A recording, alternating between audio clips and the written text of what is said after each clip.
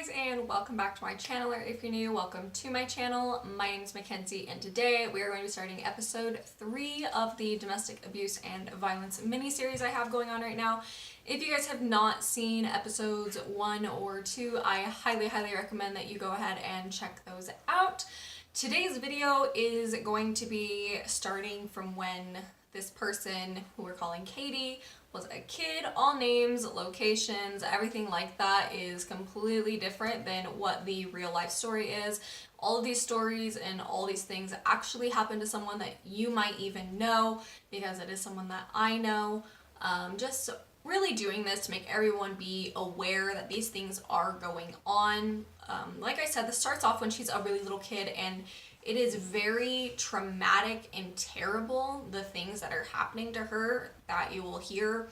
So if you guys aren't okay with hearing that kind of stuff, I will see you guys next week. I don't want to traumatize anyone by this video, but let's go ahead and jump into the story. Hey there, I'm Katie. I was abused from an incredibly young age, abused by my family and people we thought we could trust. My story isn't easy to tell, and it certainly isn't easy to hear, but I know it needs to be told. It needs to be heard. If we continue to shove these things under the rug, things will never change. His name was Jake. We loved him, my siblings and I, that is. I was 3, a toddler. At that age, I didn't understand that the things Jake did to me were wrong, that the way he touched me was sexual. My brain couldn't grasp that. He was my mom's boyfriend. They started dating when I was like 1. So he was all I ever knew.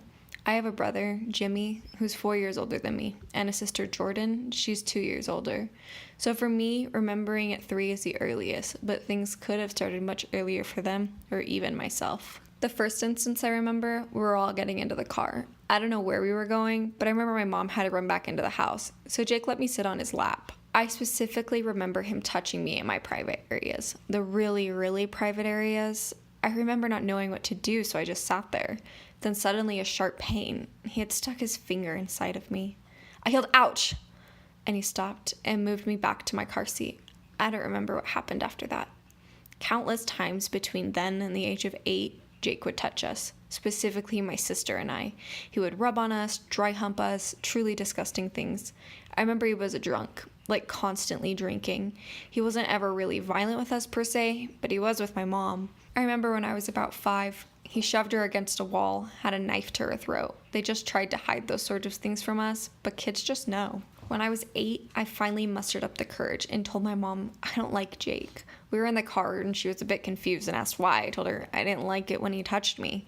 She became completely hysterical, demanding my sister and I to show her what he was doing to us. We got home and she started hitting him, shoving and kicking him out the door. After that, we had to go live with my grandma on my dad's side.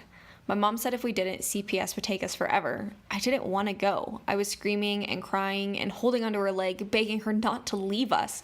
I told her I'll just hold her super tight so they can't separate us. I thought I was so strong. My aunt and uncle came and got us and our things, loaded them all up in their truck, and dropped us off at our grandparents'. But their house was just as uncomfortable. It was trashy, truly disgusting, and it reeked of urine. My father came to the house regularly, and one day he decided he was going to take care of us. I don't know why anyone would let him take us, but I guess in these times, those things weren't so well looked over. After being there for only a short time, he began to hit us, all of us. Then we moved in with his girlfriend and her kids. He was still a drunk, he was still violent, but he decided to take it extra far. He began to molest my sister and his girlfriend's 2 daughters. My dad and his girlfriend were into hard drugs, I don't know what, so it was like she didn't even notice or really care. They broke up eventually, thank God, but that meant we went back to my grandparents. One day after school, I was telling my grandma about everything, how dad hits us, and I begged her not to tell him because I didn't want him to get mad at me for telling someone. She didn't listen to me. She told him. I was beaten for that, and it took me many years to forgive her for that. When I was 10, she died, and so my dad moved us all into her house permanently. Here we got hit daily, and my sister molested almost every day. She was 12 at this time. I don't remember him ever molesting me, though. If he did, I'm glad I blocked it out. My brother was always hit the worst, like truly pummeled. He tried so hard to protect me and my sister from our monster father. One time my dad had me in a corner. He was hitting me, and my brother jumped on his back and choked him out until he fell. He was, of course, beaten for that. My dad often had women coming over, and every time one did, he would lock us out. but those were honestly probably the better times of my childhood because we got to escape from him. From the ages of 8 to 11, I saw my mom 3 times. One of the times we had all gone fishing, but my parents heard a fight, so we had to go. I remember we stopped at a gas station and we all begged her to please take us with her, but she said she couldn't, and our hearts were completely shattered. I told my teacher so many times about my dad, and not once did anyone do anything. They told me I was lying because I wasn't covered from head to toe in bruises. I ended up slapping a girl in school, and of course I got in trouble for it. When I got to the principal's, this was my last opportunity and cry for help. I told him everything. I was so hoping he would understand and do something. He left his office, left me in there, and someone came back with him. They took me and my siblings out of school that day and drove us somewhere, and on that drive they told us we weren't going to be living with our father anymore. I felt so free and happy. It took us so many years to get out, and I don't know who called CPS, but I'm so glad they did. I wish I could thank them. They took us to a tall building where we had to give our statements. We got new clothes and were sent to a foster facility. My brother went somewhere different than my sister and I didn't see him for many years after that. Since my sister was older than me, we had to stay in different parts of the building. I only saw her a couple times besides at school, and I didn't know until I was much older that those couple times I saw her, she had actually sneaked out to see me. We weren't allowed to see or talk to each other because of the facility rules. After everything we had both been through, I felt like we need each other now more than ever. After a while, it was time for us to go live with someone new, my aunt on my mom's side. I didn't know her well, but she seemed nice and she seemed clean, so I was hoping it was going to be like living in luxury.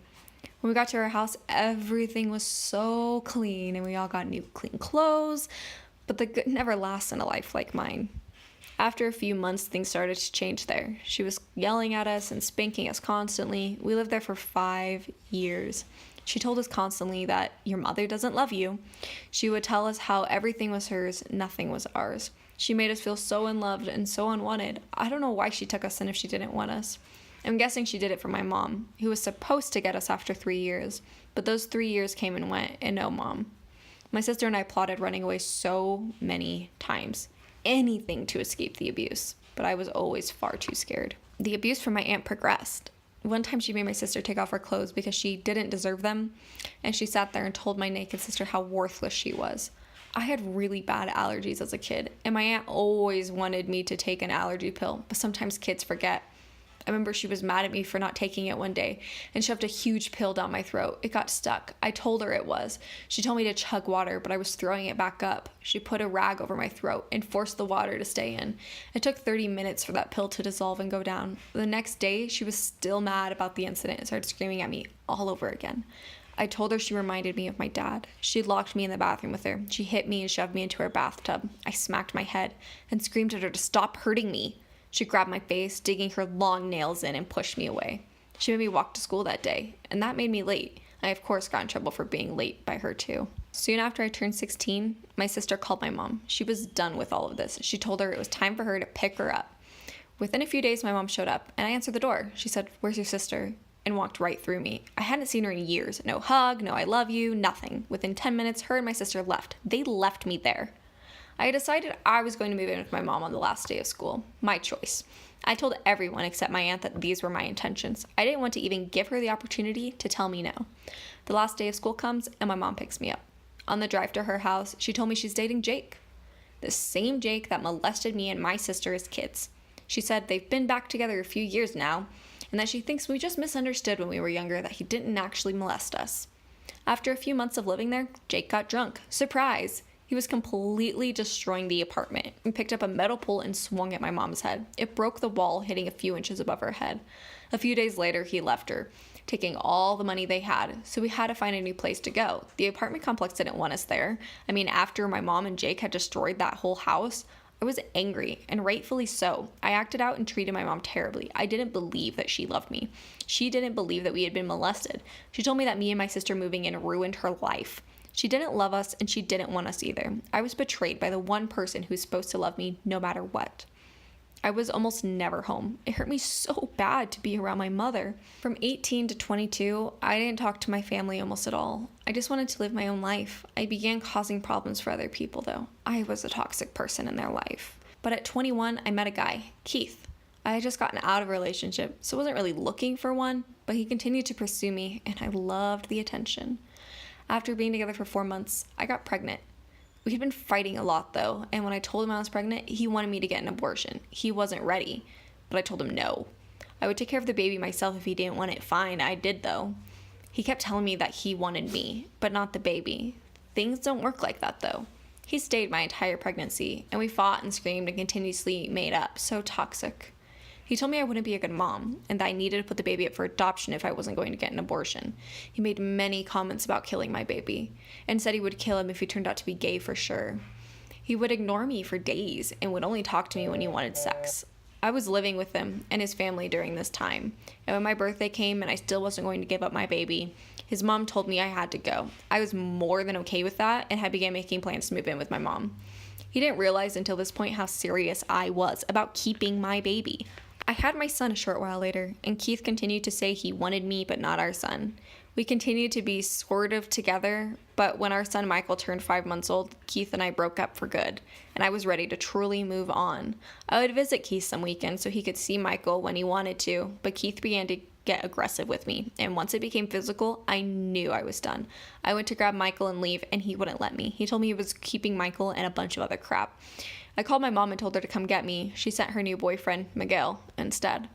I made sure I had everything of mine and Michael's. At this point, it was almost midnight and Michael was asleep, so I waited to grab him until last thing.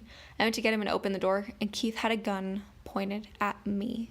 Told me I wasn't taking him anywhere. I never believed he would shoot me. I had to get my son. I ran and got Michael, and Keith started pushing on me. I screamed, and Miguel ran upstairs to try and help. As soon as Keith saw Miguel, he shot him in the stomach. Immediately, Keith's parents ran out to get the gun, and I just held Michael and stood still.